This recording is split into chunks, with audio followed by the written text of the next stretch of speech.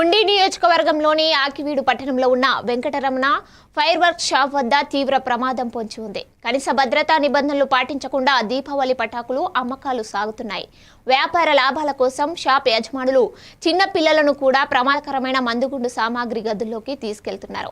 Shop వద్ద no smoking, చిన్నపిల్లలకు ప్రవేశం లేదు వంటి హెచ్చరికల బోర్డులు కనిపించకపోవడం తీవ్ర ఆందోళన కలిగిస్తోంది. వ్యాపార స్థలానికి చుట్టూ తగిన విధంగా రక్షణ కంచె లేకపోవడం, 3 మీటర్ల దూరం నిబంధన ఉల్లంఘించడం స్పష్టంగా కనిపిస్తోంది.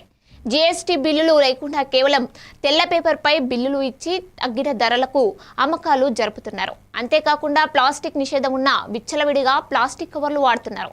అధికారులు తక్షణమే స్పందించి చర్యలు తీసుకోవాలని స్థానికులు డిమాండ్ చేస్తున్నారు.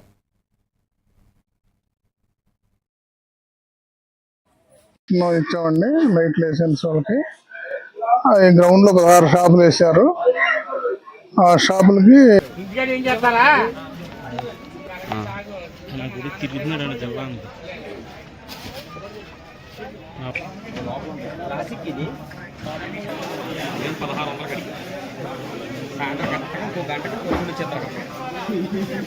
పట్టుకోరా నేను మళ్ళీ